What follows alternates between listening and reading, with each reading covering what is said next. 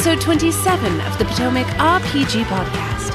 Early to death, early to rise, makes a ghoul hungry and rather despised.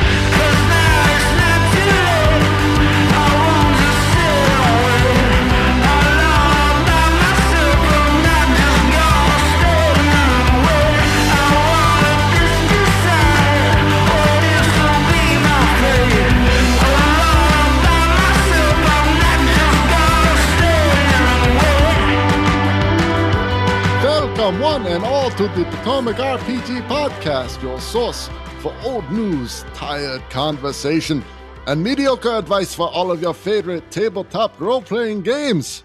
I am your host and vampire with a heart of gold, Adam. I am your shambling corpse, Ben.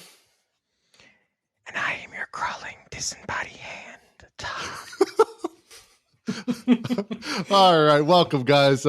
Looking forward to this episode. We're going to be getting into it, but before we do, we have a response here from Reddit user From Another World. If you remember a couple episodes back, they had a question about what to do to their party after they killed the king of the city that resided on the back of a dragon turtle. Basically, the king fed the dragon turtle the disabled and infirmed.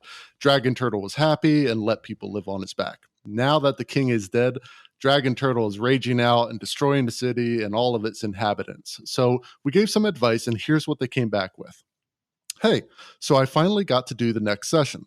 I took your advice pretty close to heart. When the players got out of the building, their immediate reaction to everything crumbling around them and people screaming was escape. Long story short, they escaped the city without trying to save anyone. They escaped on a mini Zeppelin, and as they were flying away, I said that a woman holding a baby stared at them just to drive the point home. The turtle stood up on its hind legs, and the entire city was destroyed. So, yeah.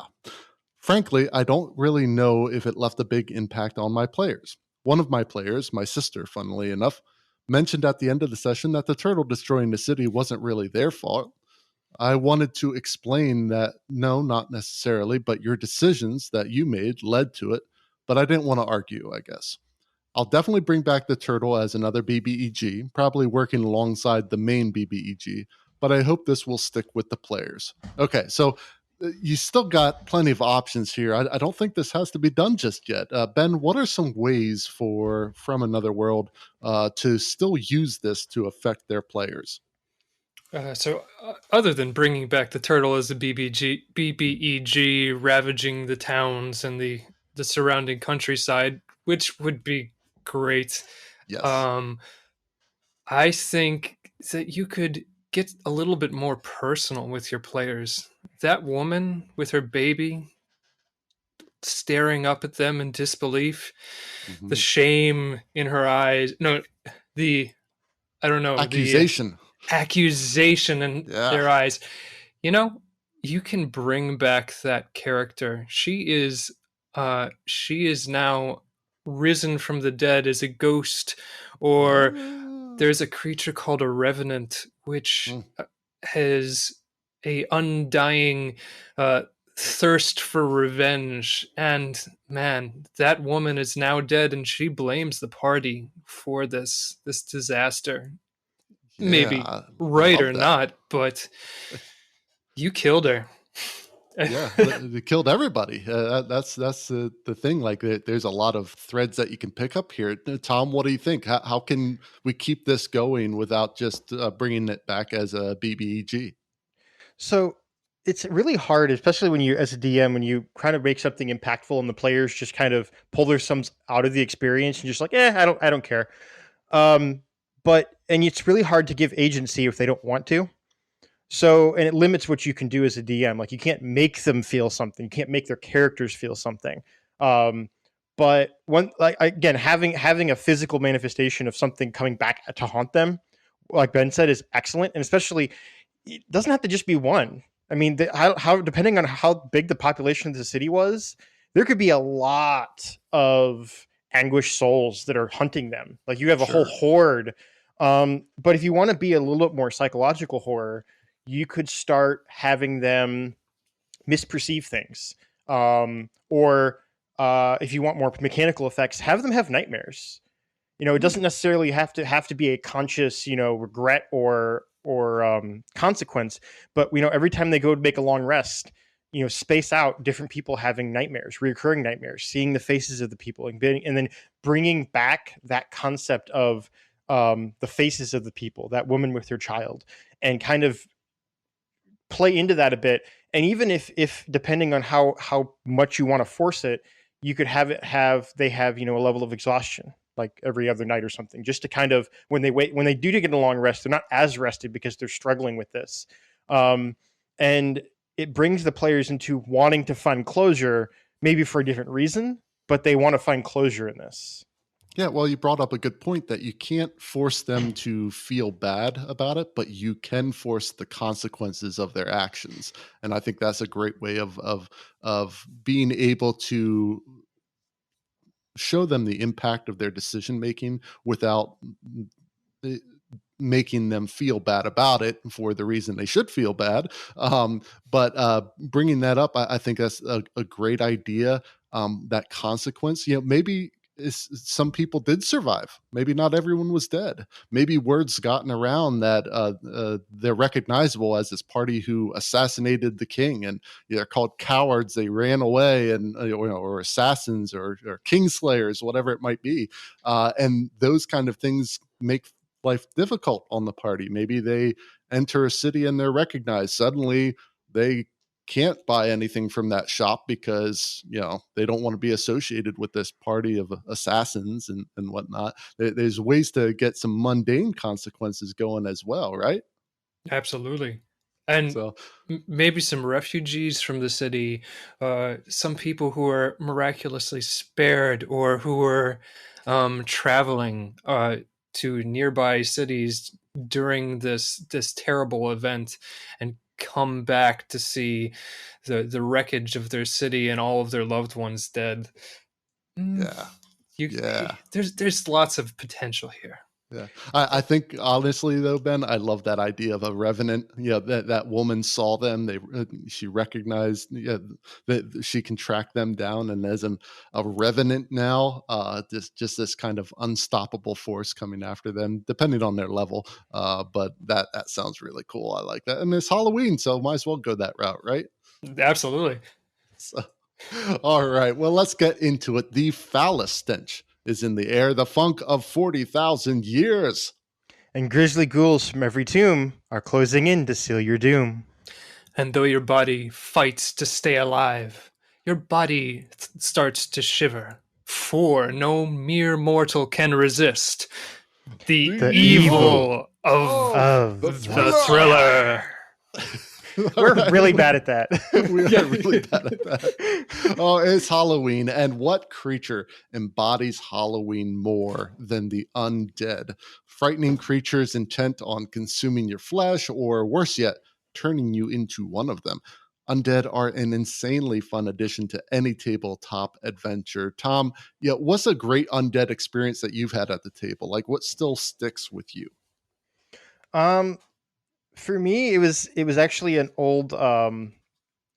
It wasn't Adventures League, but it was at a comic book store when I first started learning D&D. I had a paladin, and we were facing a lot of undead in that aspect. So being able to turn undead, and we basically walked into a room, and the DM put in the effort to make like a legitimate amount of undead. I think it was like 25 undead. They were all, zombies. So if you knock them down, they'd come back up, and trying to run all that initiative was a nightmare for him. But then I just did turn undead, and I think all of them actually failed. So all of them just shuffled to the back wall, and then the party and I basically went through and just started mowing them down, like one by one. And in the end, it was kind of this. It was funny because the concept of this horrible, scary encounter became laughably easy. But I think in the end, everyone seemed content and happy with it because it was hilarious. But also the DM realized that this would have been a nightmare to try to run, and it made it so much easier. Saved the trouble, right? Yeah, he saved the trouble. So it all worked out in the end. So it might not have been really a scary undead aspect, but it was memorable all the same. Sure. Well, how about you, Ben? Any good memories of Undead? So this brings me back to a campaign by Anthony where we were in a dungeon of this necromantic sorceress, and this pervasive undeath and zombies everywhere, and really this just cold and horror and this constant fear that one of us would become one of them. And it actually happened with one of us. One of our sadly very new players had his character die on the first night. And then the next time he played with us, his old character came back as one of the shambling dead. That really hammered it home about, oh man, the stakes are so high here, and you guys, death is everywhere. There's nothing holy or light in here. We were trapped inside like a dungeon, a tomb with so many zombies and weird stuff. And I remember, wasn't there some like skin flap thing like from the surgeon? It reminded me of Doctor Who, like the first episode or something. That skin flap, moisturize me. Oh yeah, I know what you mean now. Yeah, it was a crazy time, and my favorite memory from that was your character, if I'm not mistaken, basically being on the front line, taking the dodge action over and over again as this horde of zombies is trying to push through, and we're all standing behind you, staying safe, and it's just you out there with this horde dodging like crazy. That was such a great memory from that campaign, just envisioning that. Weren't you a monk in that one? Yeah, I was a monk, which meant that I had the highest AC because Anthony had taken all of our weapons, all of our armor, and monks just are dex-based armor. So. Yeah, it was a pretty cool scene, and I was hoping you'd bring that up, and since you did, I'll go to another one. My favorite memory was from our first campaign together, where unfortunately Steve's character Mal was turned into, I don't know what, he died and then was brought back as something. But what I loved about it was, okay, he was basically, what would you call it? Did he come back as a death god, or that was much later? It was much later, but he was basically possessed or something. Something along those lines. But the relationship that he still had with my character was still like an ongoing thing. And it got a very Sixth Sense kind of thing, where Finbin would see this crow that, might have been Mal, and is starting to talk to it as if it's Mal, and just engaging in that relationship even after he's been killed by this evil book, vaporized basically. And that's just a favorite memory of mine, just because of the role play aspect and dealing with undeath in a way other than just, oh, it's undead, kill it, but the emotional relationship that's still there, that I thought was pretty cool. I really enjoyed that, and I think undead have an uncanny ability to really bring some interesting twists and turns to a campaign. But along those lines, let's get into some questions for the week. This first post comes from Reddit user Trashmanteen, who asks, is a skull obtained from a long dead tomb or undead hordes considered ethically sourced, as opposed to grave robbing or killing a commoner? All right, so we're going to get into some moral philosophy for this episode, huh? Okay, Ben, take us through this. Where do you fall on this? How does one go about procuring a skull in an ethical manner? Yeah, preferably you want it to be sustainably sourced and and local. Yes, of course. Yep. Free range zombies. Please. Yeah. So I would come down on, what exactly are you using the skull for? Why do you need a skull? I mean, if you're the barbarian of the party and you're just using the skull of your slain enemies as keepsakes, just hanging them from your belt to persuade those who would be your future enemy to go find smaller game, that's cool. That's your thing. But if you're going to use the skull of a slain mage to necromantically create a flame skull that casts spells and creates desolation, that there's a line there that you've crossed over. You might have crossed. You might have crossed it. Yeah. But well, take the undead hordes heads, and I think it's okay to do many things with the head of a previously dead and now undead person. But that's the thing. Like, what are you going to do with a skull that's going to be ethical to begin with? Like, I'm trying to think of what could you do with a skull that would make it matter how you got it, because what you're doing probably isn't the greatest thing anyway. This is a good point. But is there like am I not thinking of what is an ethical use of a skull in D&D? Drinking vessels, right? Okay. Skull thrones. No, none of these work. None of them work. All right, Tom, you need to weigh in on this. How would you go about ethically sourcing your skulls? So first off, I have a question for both of you. How long does a grave or tomb how old does it have to be before it becomes, archaeology and not grave robbing? Well, I think it's similar to copyright law and public use. So 70 years, I believe, plus is the current death. copyright. Yeah, 70 plus death. Plus death. Yeah. 70 plus death. So 70 plus is archaeology, no longer a grave robbing. Okay. Yeah. I was trying to see if I could do a quick search, because there has to be. Normally, it's not really mentioned much in D&D 5e mechanics, but spell components. A fireball uses bat guano. Message uses a copper wire. Detect thoughts is a penny or a copper piece. So I want to say there has to be some spell down the road that needs a skull of a humanoid. I wouldn't be surprised if that was a thing. I couldn't find anything off the fly. Oh, and I'm sure this spell is going to be like really above board too, if it requires a human skull to cast, right?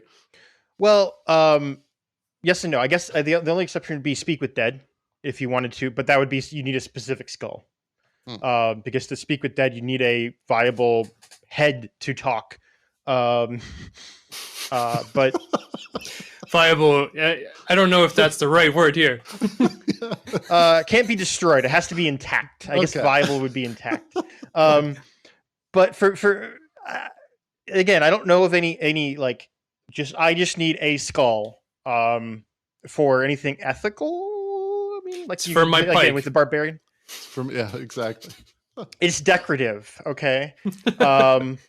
Ethical, you could say, if you're a wizard and you are studying necromancy, maybe it is for gaining knowledge, and you're trying to research something.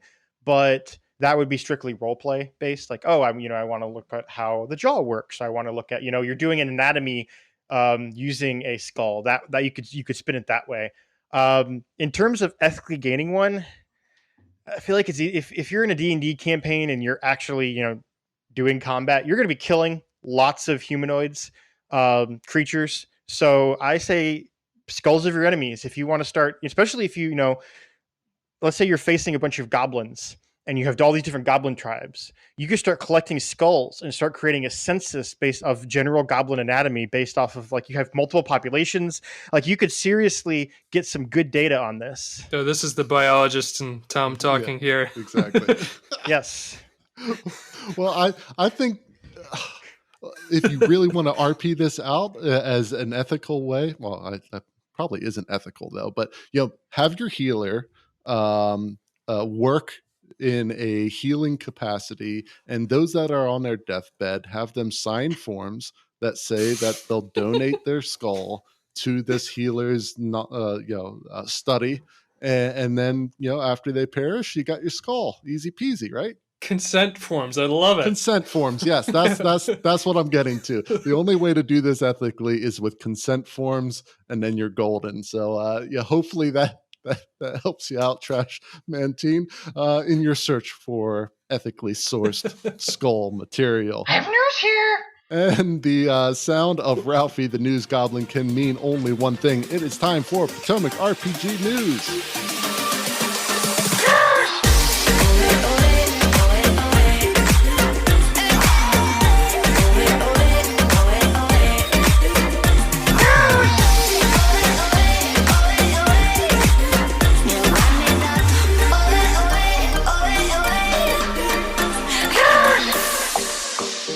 Okay, so Halloween is right around the corner, and DnDBeyond has a great sale going on. 15% off the Monster Manual, Ghosts of Saltmarsh, Volo's Guide, and Curse of Strahd. And also there's a post up there about a new one-shot, Strahd Must Die in Space. So you guys thinking of picking up any of this stuff? Tom, are you looking at this?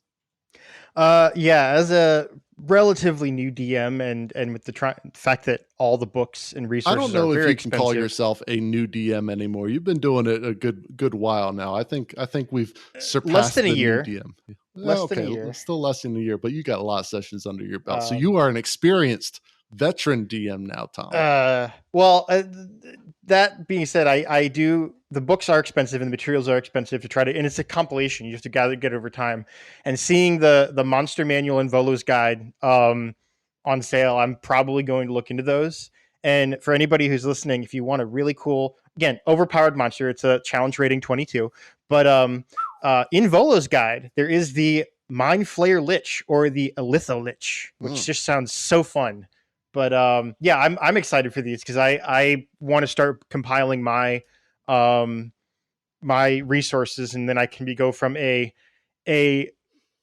mildly experienced DM to once I pass that, yeah, I'm still if I was a cat as a DM, I would still be considered a kitten because I'm under a year. Right. I gotcha. Well, how about you, Ben? What are you thinking of getting? I love Strahd. One of the first things I DM'd was the beginning encounter dungeon, I guess, the Death House, and I love horror in general. So I'm definitely going to be looking into these one shots to play at future Halloweens. There's 3 of them that are up on DnDBeyond as little. They do like a October Strahd one shot every year since 2018. So I'm going to be looking at those for future Halloween stuff. Yeah, they're pretty cool looking. I like them a lot, and would love to play a one shot like that. And it's nice to get into the Halloween spirit in our D&D when October comes. So this is a great opportunity for that. For those that are interested in this 15% off, you can use the codes Ghost15 for Ghosts of Saltmarsh, Monster15 for the Monster Manual, Volo's 15 for Volo's Guide, and Strahd 15 for Curse of Strahd. So you can check that out on DnDBeyond. For us, we're going to take a step out for a moment, but stay tuned. We'll be right back after the break.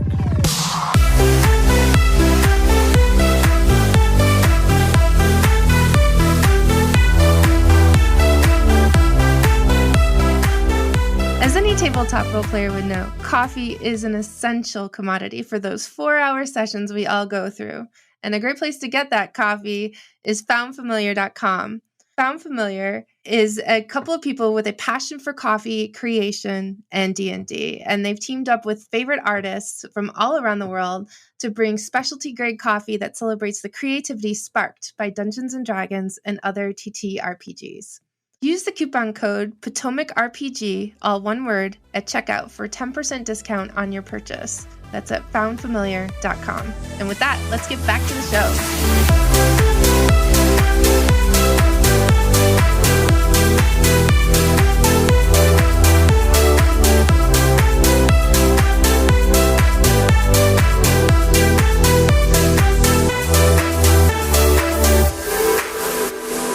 How about another question. This post comes from Reddit user Haggard Dad, who asks, your best ideas for experimental undead.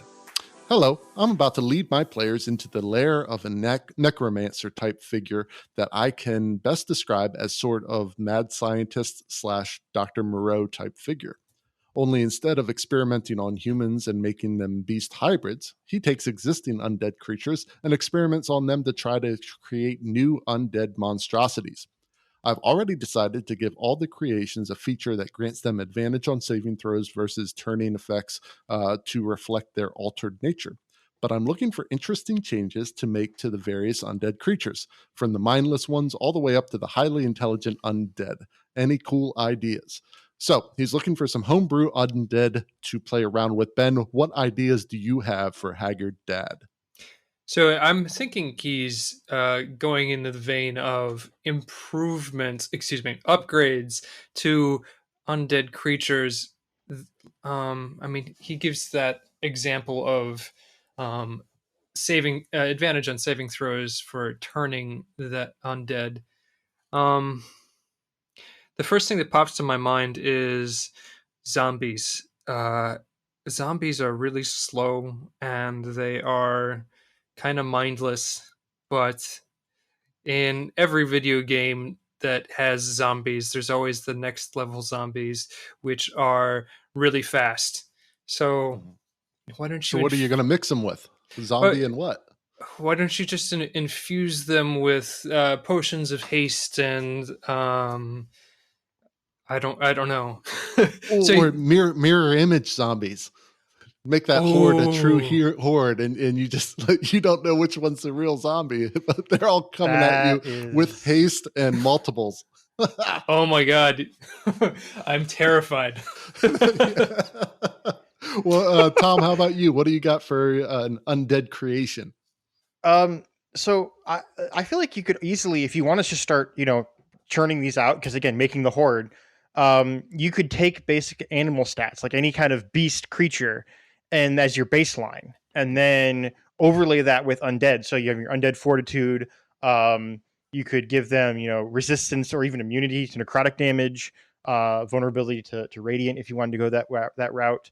And I feel like you could just really make these alternate versions of creatures.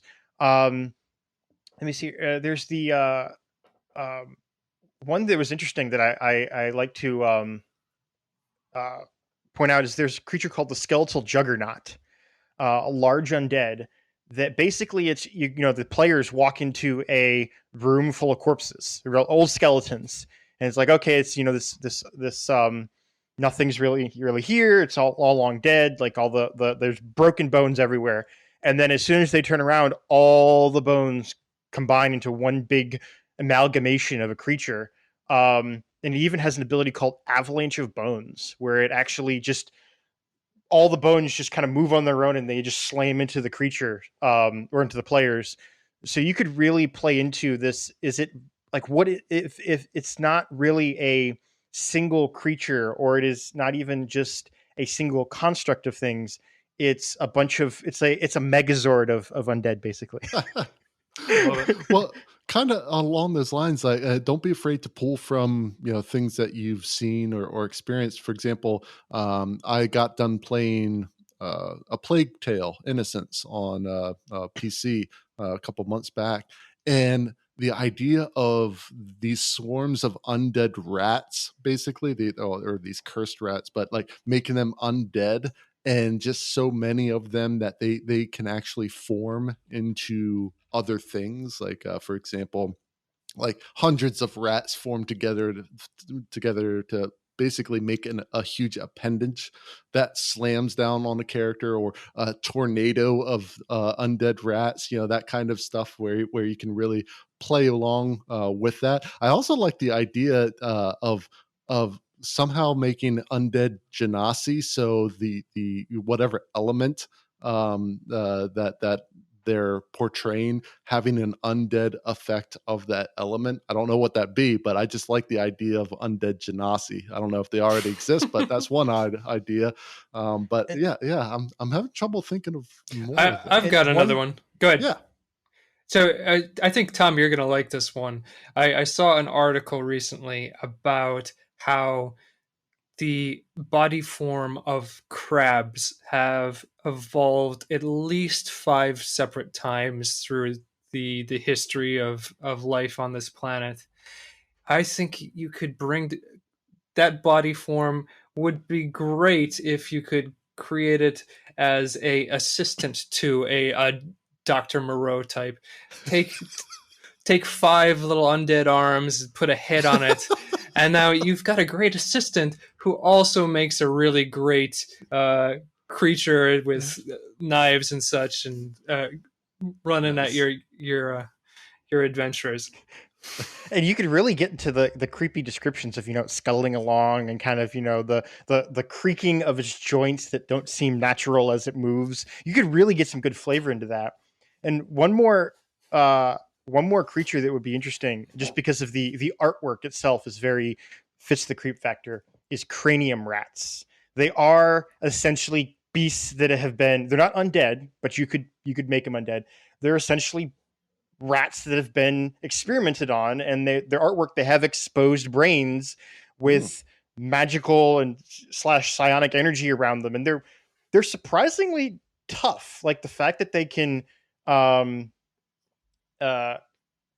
immune to a lot of they are immune to some spells. They actually can shed light from their exposed brains, and they're a swarm of rats, so you could easily take some various creatures and just pile on. The body horror can get a little bit desensitizing if you just throw it on too much, but you could have this kind of creepy aspect of clearly pointing out that these are unnatural and they shouldn't be moving or they shouldn't be doing this, but they are anyway. And actually having that, they are fairly intelligent as well, so you could kind of play into that a bit more as for a creature that's beyond its means because of the experimentation you put onto it.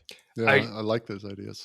I think we need to move on, but but we won't. Go, Ben. So this reminds me, Tom's point about, you gotta not have all body horror when you're doing this type of thing. And that reminds me of some things that Anthony put into our last body horror undead campaign, which is bringing some human aspects.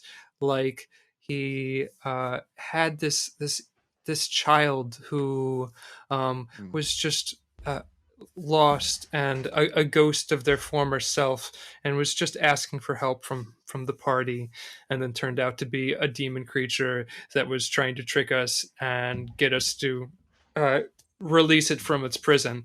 But you can do that type of thing. Take a ghost or an old one of the victims of this poor mad scientist doctor, and bring it in as a humanizing aspect, and then twist it around and get your party to be killed by them, or I don't know. Oh, that just gave me an idea. We should be moving on, but another idea. What does every player want whenever they get into a campaign? They always want a pet of some kind. Whether it's a cat or a mouse or whatever, a bird. Have them find this creature who's injured, and really play on the emotions, and they take care of it and nurse it back to health or whatever.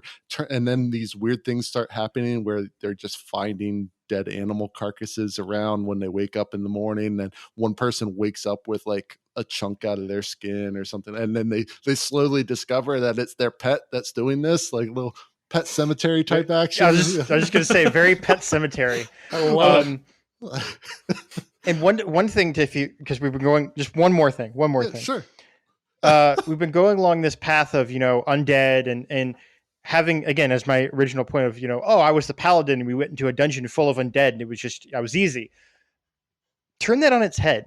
The one thing that I've kind of been dabbling with and experimenting with is making things that appear undead. They're shambling corpses. They look undead. They seem undead, but have them be maintained by something else. So when you have your cleric come in and say, I use something with radiant damage because it's going to be super effective, or I'm going to, turn undead, it doesn't work. And then they're left wondering, like have it something that's insects, like swarms of insects that are puppeting this corpse, or it could be some sort of plant thing, like a fungus, like kind of your Last of Us mentality. Like you could have fungus doing it. You could have something else that kind of turns it on his head, so that turns the undead on their head, and just kind of play into that, because that would really bring in that cold sweat of, oh shit, we don't know what we're dealing with right now. Yeah. Or mechanical undead constructs. Ooh, yes. Yep. Yes. Well, hey, Haggard Dad, hopefully that's enough suggestions for you. Wish you the best of luck, and would love to hear what kind of creatures you ended up coming up with for your campaign. But, D&D certainly has its fair share of undead, creatures so vile and repulsive. They instill fear and dread in the players that face them. So let's test just how well Ben and Tom know they're undead. Listeners, it's trivia time.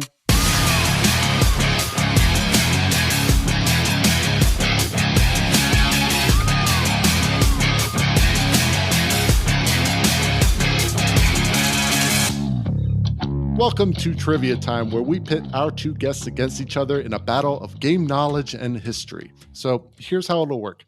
I'm going to describe an undead creature to you. You give me the name of that creature. You're allowed to ring in early, but if you do, I'm going to stop reading and you'll have to answer the question without hearing the rest. You lose a point if you get an answer wrong. First one to buzz in gets to answer. Get it right, you get the point. Get it wrong, lose the point, and your opponent gets a chance to steal. And better yet, you can try to steal without fear of losing a point. You two ready? Yes. All right, let's get into it. Now, all of these creatures are going to be from the base monster manual. So I know we have a lot of different source material. Not going to bring up stuff from any of those, but just straight up monster manual. So question number 1. This medium creature resembles an armed and armored human corpse. Its wild, frantic eyes burn with malevolence. The leathery, desiccated flesh. Ben. That is a wraith. Ooh, no, I'm sorry. Lost a point. Tom, chance to steal. I want to think that's a weight, or white, or however you pronounce it. That is correct. It is a white, not a wraith, but quite frankly, they're extremely similar, so I can understand why you said. At least it doesn't drain levels anymore. Yeah, exactly. So, Tom, you are at 1 point. Ben, you are at -1. Question number 2. This undead appears as an emaciated, roughly humanoid creature with an almost hairless, mottled, decaying hide stretched tight over its bones. Ben. Is that a zombie? That is not a zombie. I'm sorry, Tom. Two in the hole. To steal. Is that a husk? It is not a husk. It is a ghoul. Ghoul. The rest of it was it has the sharp teeth of a carnivore, and its bite can cause a fever. All right, on to question number 3. These undead appear to be nothing more than a hazy ball of light, colored white. Ben, I saw yours first. That was a will-o'-the-wisp. Will-o'-the-wisp is correct. Well done. You get a point back. It is now 1 to -1. Next up, question number 4. Blazing green flames and mad echoing laughter surround Ben.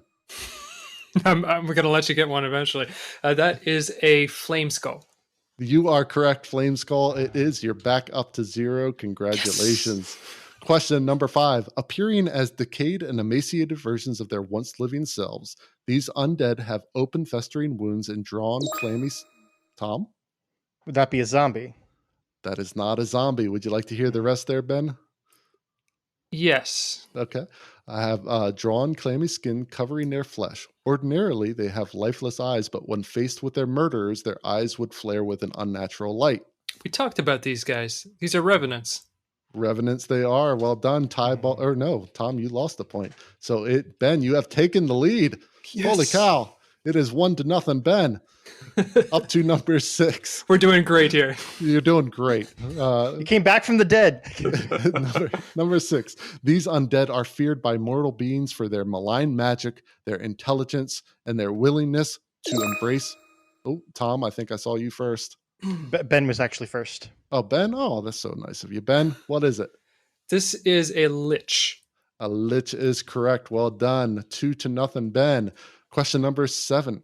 Appearing very much like it did when it alive, these undead have pale skin, hardened and ferruled features, and red eyes that were hard to forget. They do. Ben. Vampire. Vampire is correct. Well done. 3-0. Coming on strong at the end. Question number 8.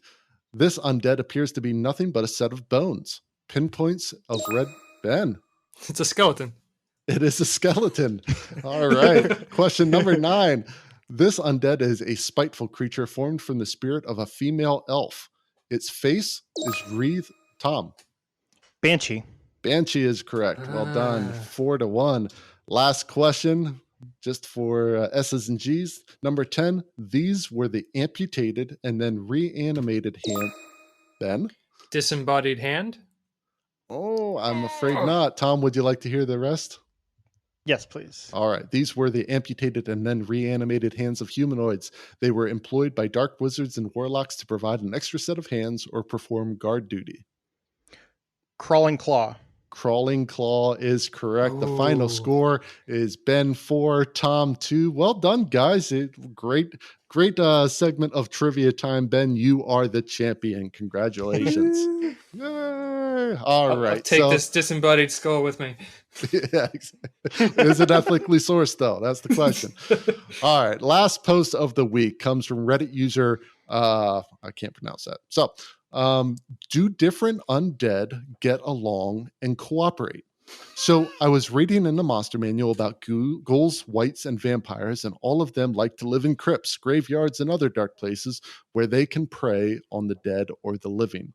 The wight and the vampire seem especially similar with their weakness to sunlight and need to feed on the living. So as the title says, I was wondering if they get along or if they try to chase each other out of their territories so they can prey undisturbed, since it seems like all they do, they all like to occupy the same areas. I guess that also goes for ghouls and zombies to a lesser degree. Okay, so the sociological properties of an undead community. Tom, what are those undead doing with each other when they're not hunting the living? So thinking about game theory here, and what need for resources versus risk reward. I don't think the undead really need to hunt things. Like in most cases, like think of your zombies in literature and everything. They're hunting because it's that leftover humanity or the leftover lizard brain, I should say, trying to drive the hunger or violence or anger or whatever what have you. I would say that a lot of these don't. Like the vampires the vampires being one of the more intelligent ones, I could see them competing and having, because they delve into politics and kind of that fancier aristocratic or even upper level of intelligence, and I could see them competing and for resources. But a lot of your lesser undead, I could see just they're there. They don't really. You're not a food source, and you're not a threat, so they're not going to interact with you. Okay, all right, I can support that. Ben, what do you think? Yeah, I think that Tom has hit it on the head here. The lower undead don't care. They only want to feed and extinguish other sources of life. But once you get into the high intelligence undead, it really depends on their personalities, especially for vampires, what they had in life and what their objectives are. Every vampire lord needs to have underlings and useful tools to carry out what evil plans that they have. And I'm sure that they're not beyond recruiting wights and wraiths and many other undead forms with them. So, and that's what I'm thinking here with this. Like, let's not be boring. We got to make it exciting. I think there should be monthly meetings, committees set up between these undead creatures. Maybe, similar to how merchants get together for price fixing and stuff like that. Maybe there's a committee that gets together to decide, okay, which village are we going to hit? Who gets what share of what living beings for consumption? Those kind of things are important matters to discuss. Vampires, you can look at them as kind of almost the politicians of the undead world, and maybe they have to garner the support of all these lowly ghouls and zombies who have trouble thinking for themselves, or maybe these kind of mid-level intelligence creatures who are really useful and have their own mind, and maybe there's some political intrigue of infiltration of one undead creature's kind of sect into another. What if there's an undead war in your campaign? Two sets of undead who are fighting each other over territory, almost like the Underworld series, but with different undead, no vampires and werewolves, please. Yeah, and which side do the players choose to support in this battle of the undead? There's a lot of things you can do, right? So to jump off of that, you to start out with. I'm loving this idea. So start with the two factions. You're going to need your leaders or the entities that. Why would they want to war? Why would they want at all for food and living? The best wars are ideology. Okay. Exactly. Okay. So, ideology, but also again resources and need for that. So vampires in a lot of lore, I don't know, you could make it in your game. They need that while they are undead, they do need to feed on the blood of the living, or they become weak. Same with will-o-wisps are another example of undead that they need to. They are the burning of souls, so they actually do need to kill in order to gain another soul to keep the fire burning. So you could have another creature, maybe a lich that needs souls to survive, even though if they're in this undead state. And that could basically be the driving force that trickles down to why they have this huge war of lesser undead, to kind of go with that. But then they could be veiling that within an ideology. I love it. So you've got like the really evil undead who just want to decimate the world and remove all living things from it, and then the really good undead who just want to subjugate all of the living and feed off of them. Yes. I would love to have an occurrence of like almost like caretaker undead who like look out amongst their undead brethren and see they're not eating as well as they should be. They can't seem to provide for themselves, and basically a welfare system for the undead to provide the flesh that they need on a regular basis. And oh my gosh, I love it. This is dystopian. Oh, I love it. Well, hey, and I couldn't pronounce the Reddit user's name. I think it's Murden Nair. Is that correct? Murden Nair. Okay, I'm just going to go with Murden Nair. Hopefully that gives you some ideas of what we think about how undead cooperate in their various territories. That is going to do it for us this week, though. Remember, if you want to send in your questions or anything you find on the internet, you can send them to questions@potomacrpg.com. Check out our store for merch at teespring.com/stores/potomacrpg. If you'd like to support the Potomac RPG podcast, you can find us on coffee.com/Potomac RPG. Lastly, you can follow us at Potomac RPG on Twitter, Instagram, and YouTube. Thanks for being on today, Ben and Tom. Thank you to the rest of the Potomac RPG crew, and of course, all of our wonderful listeners out there. So for the Potomac RPG podcast, I'm Adam. I'm Ben. And I'm Tom. Till next time, keep those dice rolling, keep those stories coming, and never stop playing. You didn't read the notes. It's a whisper, Ben. It's a whisper.